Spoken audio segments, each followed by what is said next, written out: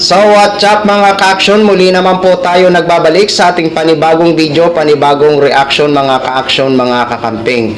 So eto na po ang hinihintay natin, na magsalita ito si Senator Risa Hontiveros sa issue.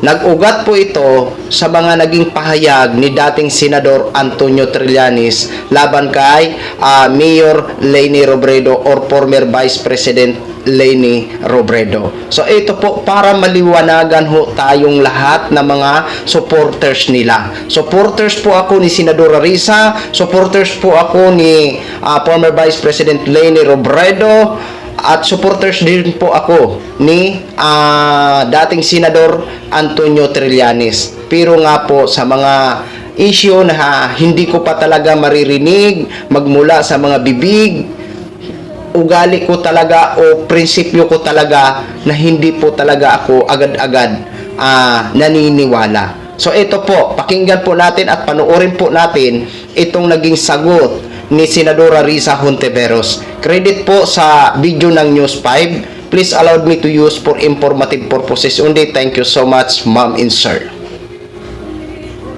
Si Senator Risa Hontiveros sa isyu ng umano'y namumuong lamat sa oposisyon. Nagugat ito sa mga pahayag ni dating Senador Antonio Trillanes laban kay dating Vice President at ngayon Naga City Mayor Leni Robredo. Live mula sa TV5 Media Center, nangunguna sa balita si News 5 anchor Ed Lingao. Bok, close daw sina VP at Leni at VP Sara, sabi ni Trillanes. Ano reaksyon dito ni Senator Risa? Well, Jiggy, kausap namin kapon si Senadora Hontiveros, ang sabi niya, wala siyang nalalaman na pagkakaibigan ng dalawa. Wala siyang alam na personal. At the same time, sabi rin niya na wala siyang narinig na anumang issue na ICC na may kinalaman kay Risa, kay Leni o kay Bam na sinasabi ni Senador Trillanes. Gayunpaman, ang sabi niya, ang talagang inaasahan nilang lahat sa oposisyon ay yung next month, yung Setyembre na unang hearing ng International Criminal Court sa kaso ni dating Pangulong Duterte. Yun daw ang inaasahan at inaabangan nilang lahat sa oposisyon at inaasahan din niya na yun din, doon din nakatutok ngayon si Robredo at si Aquino. Pakinggan natin ang pahayag ni Senadora Hontiveros. Hindi ko alam kung magkakaibigan sila at wala rin akong narinig kina Mayor Leni o Senator Bam na ganung pananaw nila sa isyung nabanggit. At Bok, sinabi rin ni Senator o ni Trillanes na si Hontiveros ang napupusuan niyang kandidato sa pagkapangulo sa 2028. Ano ang nasabi rito ng Senadora? Ang sabi Bok ni Senador Hontiveros, unang-una, salamat daw kay Trillanes sa kanyang vote of confidence para sa kanya. Pero as far as she is concerned daw, ito'y isang malaking bagay na kailangan pang pag-usapan ng lahat ng natawag niyang tunay na oposisyon bago sumapit ang 2028. Ang sabi pa niya, the next 9 months, kailangan nilang magsama-sama, mag-usap, magkasundo at higit sa lahat mag-consolidate para bumuo ng mas malakas na plataforma at mas malakas na state for 2028. So as far as yung tanong na kung si Senator Risa Hontiveros ba ang magiging punot dulo o magiging primary o principal sa 2028 ng oposisyon, yan po ayon kay Senator Hontiveros ay hindi pa nila napag-uusapan o napagdidesisyonan. Ito po ang kanyang soundbite. Mag-uusap pa ang oposisyon. I am asking every fellow leader sa opposition na maging bukas po ang bawat isa sa amin. Kasi kailangan naming magbuo ng pinakamalakas na slate na posible. At Bok, mukhang tila may hindi pagkakasundo ang mga tinatawag na quote-unquote dilaw. Ano bang stand dito ni Senator Risa? Okay, ito po ang sabi niya, as far as she is concerned, she is with the opposition at malabong-malabo na siya'y papanig sa administrasyon. Bidat as it may, ang sabi rin niya, hindi naman malayo ang posibilidad na mayroong mga miyembro ng oposisyon na maaring umanib o maki-affiliate dun sa administrasyon.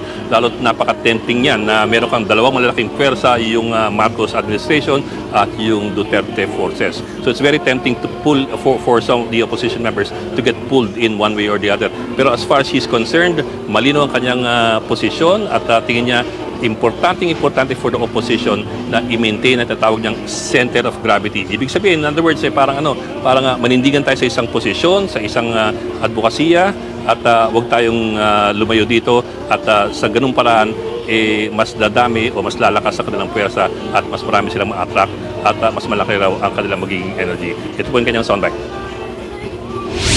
Sa opposition po talaga ako. Yun po, sa opposition po talaga. But what would you think or what would you feel if some of your colleagues in the opposition align or affiliate themselves with the Marcos administration, especially going Yeah. to 2028? Well, I suppose posible na sino man sa ganitong napakahirap na politika might consider something like that at one point or another. Pero ang disposition ko talaga ay let's put forth our strongest possible alternative first. Okay, balik sa iyo, Bok. Yan ang ulat ni News. So, yun na ho mga ka-action, mga kakamping, no? Ang naging sagot ni Senadora Riza Hontiveros sa issue. Wala siyang alam. Okay? O, malinaw po. Wala siyang alam kung magkakaibigan man daw, no? Basta, tama yung sinasabi ni Senadora Riza. Kailangan talaga magpalakas tayo. Pero paano ho tayo lalakas? Diba? Kung ang iilan sa atin ay agad-agad naniniwala. Look, mga ka-action, mga kakamping. Pareho po natin sila sinusuportahan. Suportado natin si Sintre, si Senadora Riza, si Mayor Lini. Diba? Kaya dapat maging neutral lang po tayo. Diba? Kasi in my own opinion, yung mga naging pahayag ni dating Senador Antonio Trillanes, yun lang yung psycho niya eh. Kumbaga, opinion niya lang yun. Kumbaga, yun yung pananaw niya. Diba? Pero ako naiintindihan ko yan si Senador o si dating Senador Antonio Trillanes. Kung yan man talaga ang kanyang mga saluubin, 'di ba? Kasi nga kung titingnan natin, kukunan natin ng base, no? Tingnan niyo baga si Mr. President Bongbong Marcos at saka si Senator Amy Marcos, nagkakaunawaan ba sila? Hindi sila nagkakaunawaan.